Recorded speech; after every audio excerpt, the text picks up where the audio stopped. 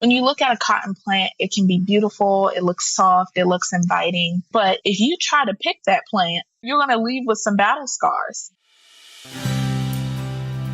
Welcome to the Networking with Michelle podcast, the show dedicated on providing you the how-tos of marketing and networking strategies.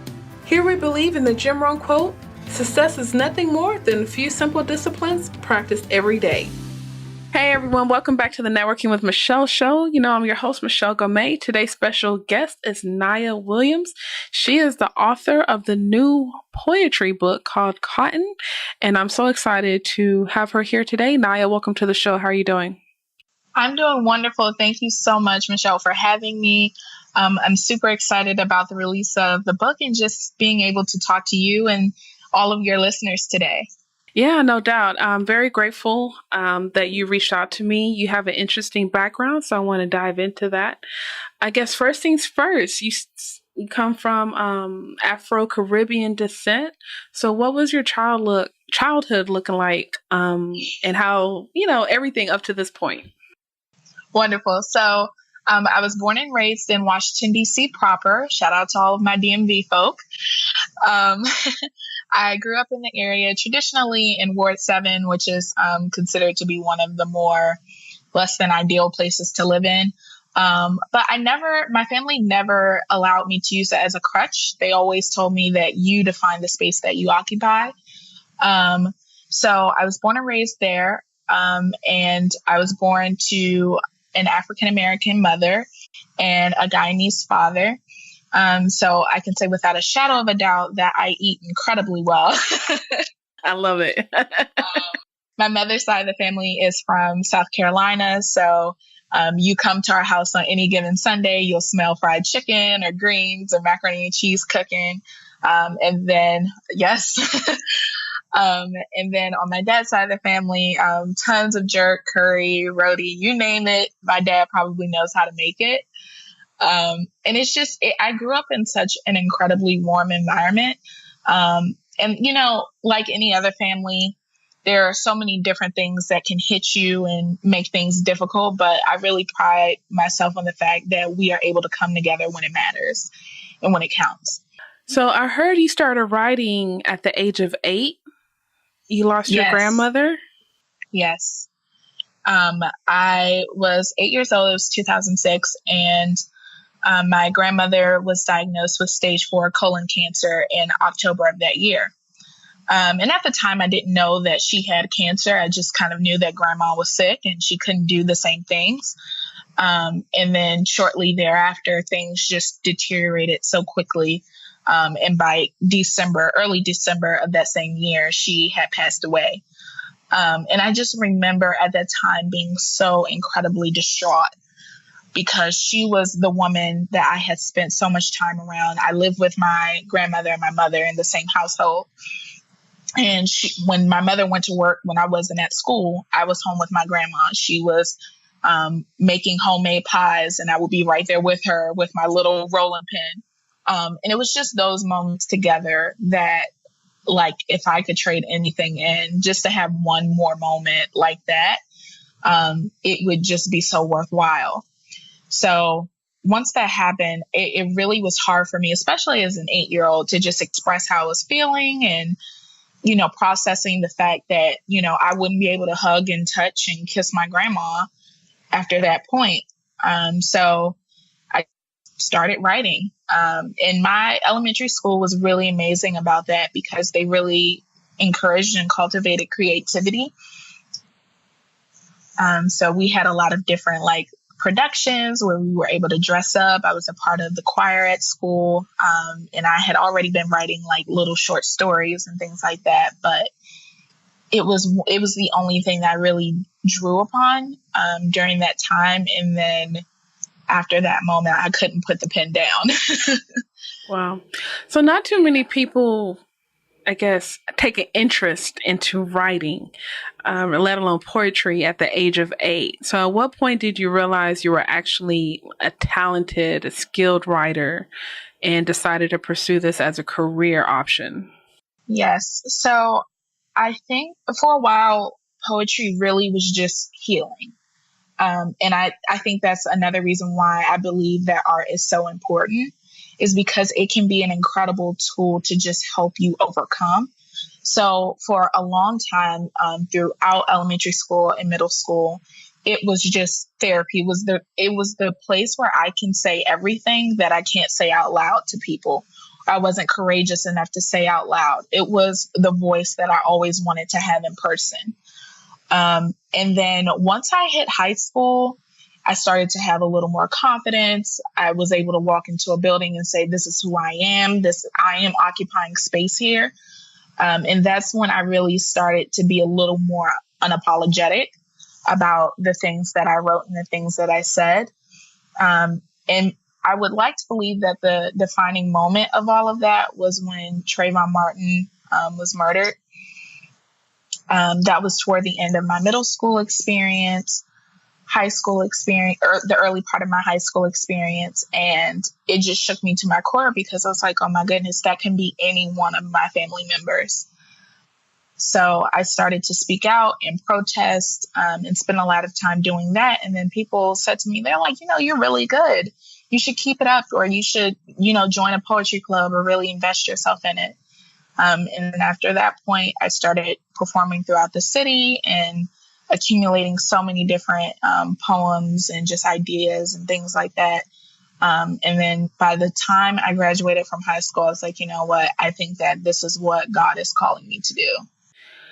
So when you wrote Hoodie, which is dedicated to Trayvon Martin, R.I.P., did you write that in high school, or did that come, I guess, recently as you were writing this book? What I get, I'm kind of skipping a little bit, but what has that process been like? Is this a collection of poems throughout the years, or did you just focus on, I need to create a book? That's a really wonderful question. Most of the poems are from my high school experience. So the oldest one is about 3 or 4 years old at this point. And the most recent is within the past 6 months.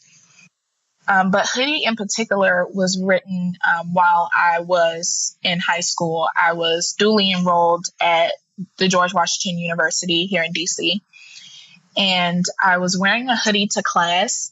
And I could literally feel the heat of people's stares as I was walking to class. It was the most insanely it was such an incredible experience. It really took me to a place where I could see how scared he was when he went through that, because it happened to me in broad daylight. It was, in the morning.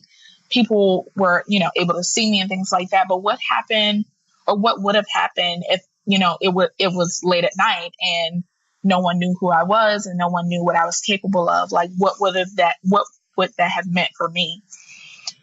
And so that experience really allowed me to just write something quick. I remember actually coming, once I had gotten to class, I just sat down and wrote it in one of my little notebooks. And then I started to perform it, and it became a pretty popular poem for everyone. Wow. Yeah, I think the Trayvon Martin was definitely a pivotal point for me as well, because I have a younger brother. And I think it was that moment when I started to empathize or understand the role of a Black man, right? Of course, I will never fully understand, but Trayvon Martin was like, that's my younger brother, or that could be my younger brother. And even though I'm a little bit older than you, so I don't wear hoodies as much, but I don't know, something about that moment that just resonated with me. It's like, I get it. And I need to reach out to my brothers, my male friends, a lot more than I do now. And also just in showing them love and support and offering them that space to be vulnerable. Because so many Black men walk and feel like they have to be strong and they have to be the protector all the time. And it's like, it's okay to be afraid. We're all afraid. We're all very nervous, and we have so much to think about these days. So it's okay to experience that as long as you keep moving forward. and you keep the cause and the fight in mind and alive in what you do. When it comes to poetry, you stated you started performing around your high school years. Do you feel like poets have to perform to get their art out? Absolutely not. I think that art is happening in such an incredible era because we have so many different platforms to share our work. We have online, we have SoundCloud. I think that's one of the larger platforms for poets and spoken word artists to share their work without necessarily sharing their face. You can be in the comfort of your own home and disseminate your work. You can also post online. So I know quite a few poets, particularly Melinda J., Kyran, David, and a few others who create threads of poems on Twitter. And that's how they've allowed their work to be spread with the rest of the world. And then they subsequently have like written books, but they've never really been, at the performance front. There are quite a few that just go on to publish books and really stay outside the limelight. Like it's very hard to find pictures of them. So I think it's really about what the author wants, what the artist wants. It's about what you're comfortable with. It's about what your goal and what your mission in sharing the work is. If you want people to see the passion in your face and you want to tangibly be in that space with them, then performance may be what you choose. Or if you want to just be that strong voice of reason or encouragement in their ear as they're going to work, that can also be something for you too. So I definitely think that poets are not limited to performing and they don't have to. Yeah, because every now and then I may go to a show and I realized where you can have kind of, I guess I love hip hop, right? So you can, you have these ghost writers, you have these good writers, but I'm like, I don't think your delivery is on point. And then, but because it's like, you can have a good writer, but then the spoken word itself, the art of spoken word is a skill set too. And that's another level of practice. Like you need to practice the writing as well as the performance piece. Definitely. I completely understand where you're coming from, because you can sometimes listen to a song and think to yourself, okay, you have no connection to what you're talking about. And so that's a skill in and of itself, to take someone else's work and to be able to deliver it as if it's your own. That's a whole different lane. Definitely. Yeah. I think deep down, I really want to be a rapper, but I have no delivery whatsoever. I got the hand motions, but yeah. And then I could have started mumble rap a long time ago. I didn't know it was a lane. I wish I did know. I could have really led that movement really well. So, okay. You had your undergrad experience at Harvard University, right? Yes. Did you, how'd that come about? What was that process, the thought process? Was that a goal? And the overall 4-year experience? Oh my goodness. If I had a penny for every time I've answered that question, I would be rich right now. So, like I said before, Harvard, let me backtrack a little bit. So in high school, like I said, I was dually enrolled. So by the time that I graduated from there, I had my high school diploma and my Associates of Arts degree. So during my senior year, which was considered my second year at the George Washington University, I was still applying to other colleges just in case I didn't want to stay in DC. And just only have like 2 years left. So I wanted to keep my options open, and I applied to 7 schools, Yale, Harvard, Cornell, Johns Hopkins, and a few others, including GW. And I was fingers crossed. I kind of applied to Harvard and Yale on a whim. I always said, I was like, you know what? My scores really aren't hitting every single aspect of even their averages. I don't really think I'm going to get in, but honestly, like I would kick myself 10 years down the line if I didn't try. So I applied and I waited so anxiously. I was like, oh my goodness, why does this come out so late in the year? This is so annoying. I applied, and when all of the decisions were released, I was accepted into all of my schools and waitlisted at Yale. Not bad. And it was and it was so incredibly shocking. I was just so unprepared because I had said to myself, I was like, okay, Johns Hopkins and GW are probably my target schools. Those are probably going to be my options. And I had already mentally prepared myself to kind of stay in the area for that reason. And then I opened the portal for Cornell and I saw the acceptance and I was like, okay, I'm really about to freak out. I just got accepted into an Ivy League school. And so I was like, no, I have to keep going. I have to see the other ones. And then I opened my Yale portal and I saw that they had waitlisted me. And I was like, okay, well, Yale has a higher acceptance rate than Harvard. So if they didn't fully accept me at first, Harvard definitely rejected me. So I closed out of that a little disappointed. And then I opened Harvard. And the first thing that I saw was this gif of current students jumping up and down like in a hooray stance. And I dropped my phone in my lap. I was checking my admittance letters on my phone. I dropped my phone in my lap and I just completely fell out. It was like a solid, ugly cry for a good 30 minutes. I just could not get myself together. Every time I tried to talk, it was just more tears. It was just like, and I just said, it was so horrible. And my mom was like, oh my gosh, what happened? And I was like, I got into Harvard. And then it was more sobbing. And then she did what all of us, I'm sure most of our parents would do. She called the family. She was like, my baby got into Harvard. So she let the family know, and then she would try and give me the phone to tell people, and I would just continue to cry. So that experience in and of itself was just a moment of joy. Because I went from, I don't really think I'm going to get in, but I'm going to try it anyways, to, oh my goodness, this is a reality. And I actually need to visit and learn more about this school because it's a possibility.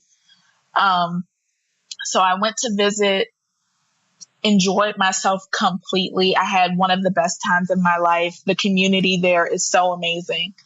And their financial aid is so incredibly generous. So in the end, I decided to go to Harvard, and I just finished up my first year there. And I'm just it's honestly surreal. I still send emails from my Harvard account. And I'm like, wow, that's really me. Because there's so many kids that you talk to and they say, oh, Harvard and Yale, that's the dream school. That's not the school that you get into. And to come back into my community as someone to say, hey, I'm there, I've gotten there, and you are right there too. You can get in. To come back as that kind of voice to say, apply anyway, I think has been one of the more rewarding parts of the experience. Yeah, I love the story. And I have a friend recently, he just got accepted to Yale for grad school. And his wife got accepted to Harvard for grad school. Oh my goodness. Yeah. So they're everything right now. Like, how did y'all do that? How did y'all line that up? But, it's love, because I think, even for yourself, it's just, it's the Ivy League schools, the cream of the crop. And I always wondered if people on the East Coast, if they still hold those schools to high esteem versus, me being Houston or other parts of the world. But it looks like that's the cream, regardless of where you are. Although I have learned that a lot of people turn down Harvard for Stanford, I never knew that. I never knew that. And coming there, I talked to a lot of people who said, yeah, I was really considering Stanford and I almost went, but this happened at Harvard and I decided to go. But for the most part, everyone says, oh, Harvard is such a great school. And I'll like find myself in conversations with the most random people, just talking about representation and why that matters in schools like Harvard and like Stanford, and all of the places that you're told is a stretch. Yeah. So do you think that your eye of awareness, social justice, being a woman of color, and other things have heightened since you've been there? Which I know other things play a factor as age, but moving yourself into a different environment, a PWI, like how has that been playing out for the first year for you? That's a wonderful question. It's been a lot more of a smooth ride than I was anticipating. I've definitely become a lot stronger in being vocal in activism on campus, because it's important, and I don't want them to ever forget that we are present and we are lively and we are important to the space. But it's also exposed me to even just a plethora of ideas within the Black community itself, or the people of color, the communities of color on campus. And how, some people shy away from that, and some people gravitate toward it, and some people are just kind of indifferent about speaking out in the same way that I do, which has been incredibly eye-opening, because I always imagined that, if most people had the opportunity to, they would want to speak out.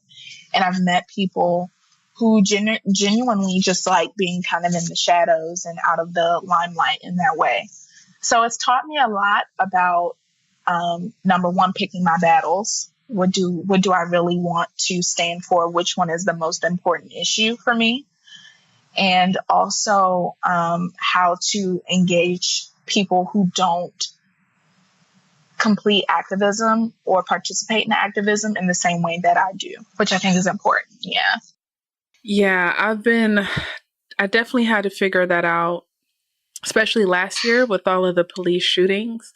And I know I'm not that person that's going to march, but I am that person that's going to donate financially, as well as, using my podcast, right? So I did a little mini series called Perspectives of Black Lives Matter last year, where I interviewed different people that are involved in different aspects of the community, because I'm like, I do have a voice, I do have a platform.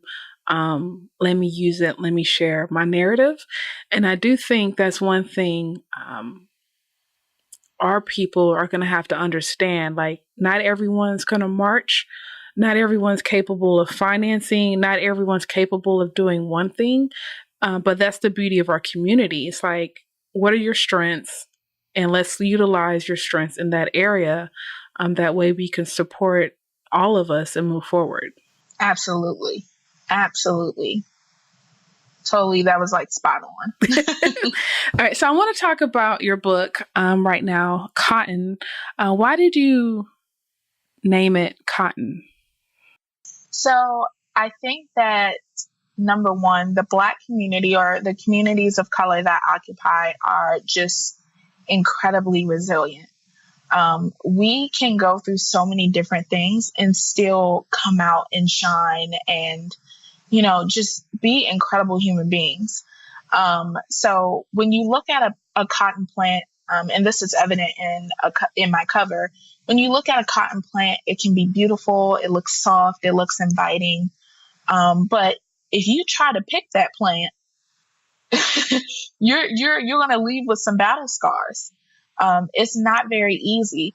So the reason why I chose cotton is, just a little nod to, of course, our history of picking cotton as Black people, but also to say that even though as a community we glisten on the outside, we are the epitome of magic, we harbor a lot of pain and hurt and wounds that we are just now beginning to unpack. And there are still so many things that we need to improve upon. And this book is my way to say, hey, I know that we've gone through a lot. Actually, this is what I was feeling at the same time that you were feeling really horrible about the things that are going on. But at the end of the day, I have an idea about what we can do to improve. How can we move forward? So that's the vision that I had for the title. And I think that is important. At what point did you realize you needed to create the book, the collection of poems? So while I was in high school, I have performed at like Busboys and Poets, the Washington National Cathedral, at private events at my school. And I've also just really kept performing at Harvard. I've performed at like different events. And at one point, I even had the chance to meet DeRay McKesson, which was like incredible. And almost every single person that I talked to said, "So when can I buy your book?" And I was like, I know that I want to write a book at some point, but I don't know when it's going to happen. I'm open to what is brought into my life. I'm open to that feeling when it comes. And so at one point in time, I had a website that I was working on, and then I was like, you know what, this doesn't feel right. I feel like I'm just doing it in response to people asking me about it. So I scrapped everything. I took a break. And then I came back this year, and I just felt a pressing in me and my spirit. And it was like, you need to get this out. You need for this to happen. People need to hear this. And a really powerful preacher or inspirational speaker once said, there are other people there are people on the other side of your obedience. And I think that is so powerful. If I don't obey the call on my life, who is suffering as a result of that? There's someone waiting on the breakthrough that I can give them. So that literally just kept coming up in my life in the past year. And I was like, okay, I see what you're trying to say, God. Thank you. And that's when I said, it's time to really delve deeply into this. And then within the past 6 months, it's really come together as we approach the final release date. I love it. I think you're giving me confirmations myself. Oh, Lord. That's a good one. Okay. So when you were younger, when you were in high school, or have you read the book Horatio Alger's Rags to Riches? I haven't. I have not. Because you have a piece called Riches to Rags, which that's what I immediately thought of. But what inspired you to write that? So I've always known what the term rags to riches meant. And it's always come up in my life in some way because, many people would even consider my story, quote unquote, rags to riches, which I don't ever think that I was in rags. I'm a child of great people. And as a spiritual person, I know that I'm a child of a king. So it's very hard for me to consider that I came from rags to riches, but that's neither here or there.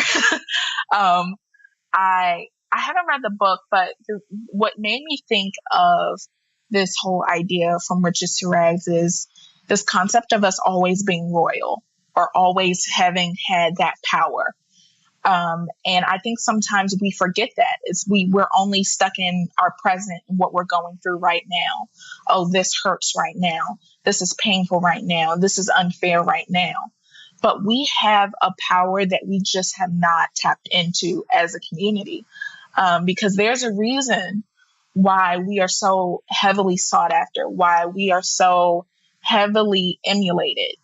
There's a reason behind that, because we have something that is unparalleled and unrivaled. And it was important for me to share that because I want people to see that, yes, things are difficult and we have a lot of different forces coming at us, but it's important for us to return to the roots of where we came from and know that we never began in rags.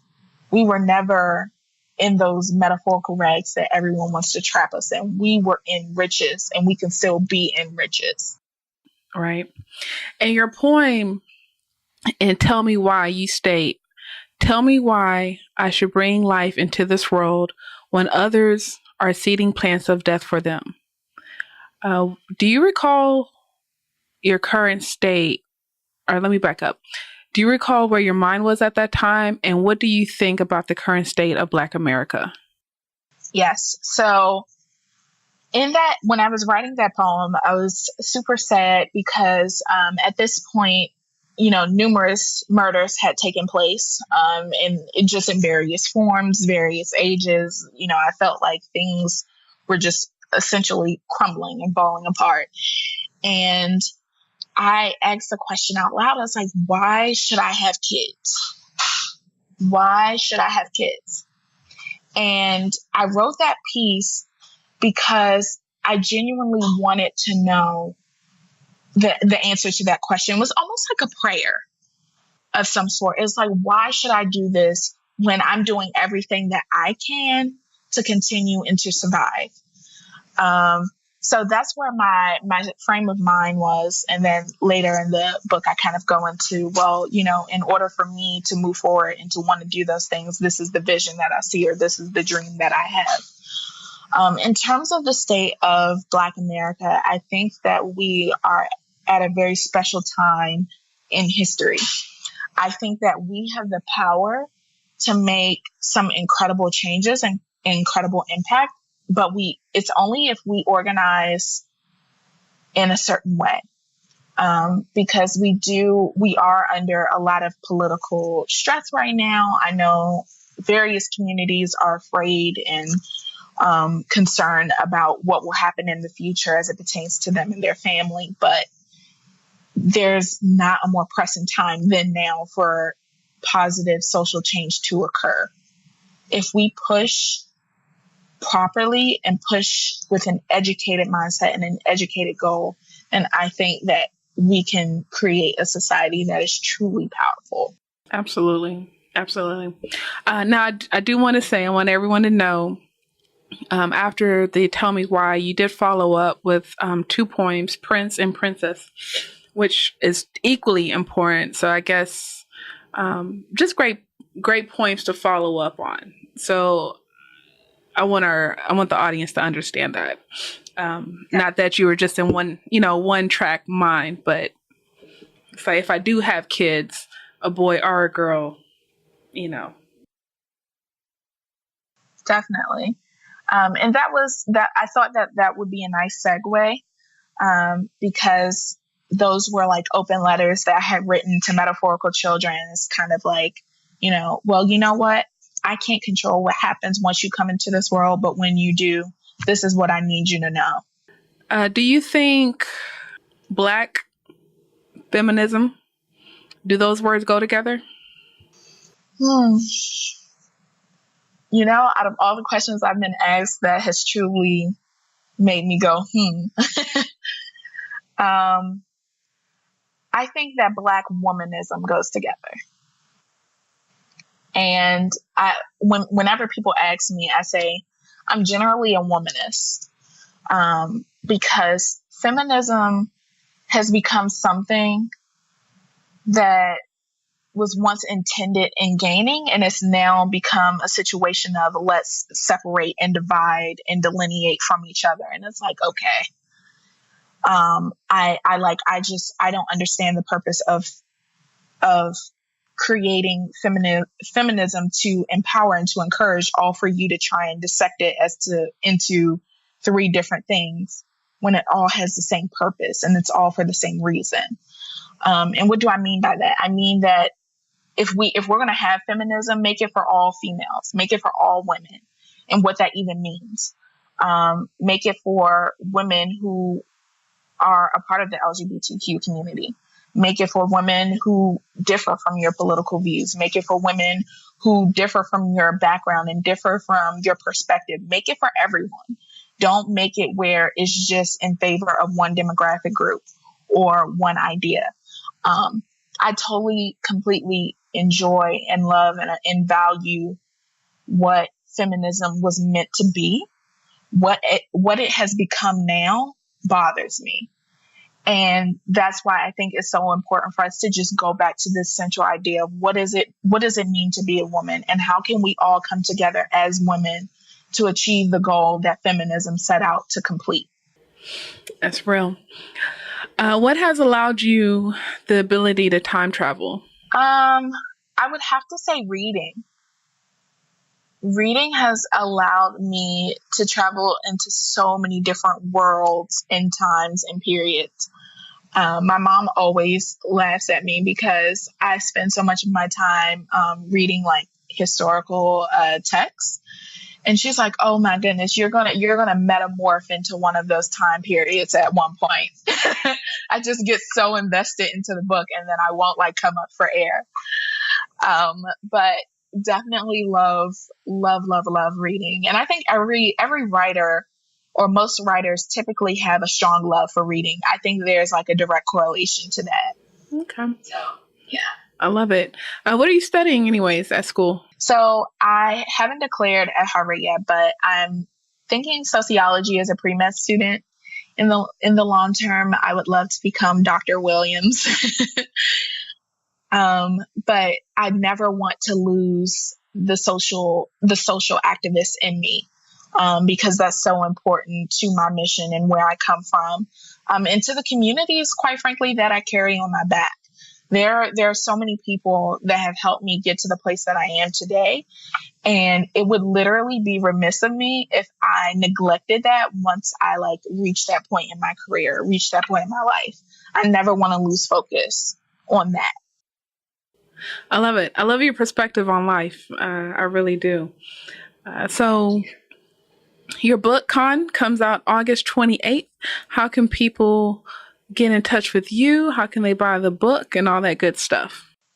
Absolutely. So you can definitely follow me on Twitter and Instagram. My usernames for both accounts are Nye-yuh the author, Najya the author. And I'm also on SoundCloud. You can look me up. It's called The Invitation. And you can visit my website, NajyaWilliams.com. The book will be able to be purchased via Kindle and also be available for purchase for paperback. So I'm really excited, and feel free to like at me, shoot me any questions. I'm a completely open book, and I'm so open to connecting and really getting to know you all better, as well as you all getting to know me. Everyone, please support this young lady, Nye-yuh Williams. And the first person that sends me an email, I will send you a copy of the book, the physical, or I will buy you a copy of the book. So shoot me an email, say, "Hey, Michelle, I want a copy of the book," and I'll get that over to you. The book is Con, so be sure to check it out. Remember, I believe in you. Personal connection leads to an influential network. Thanks for networking with Michelle.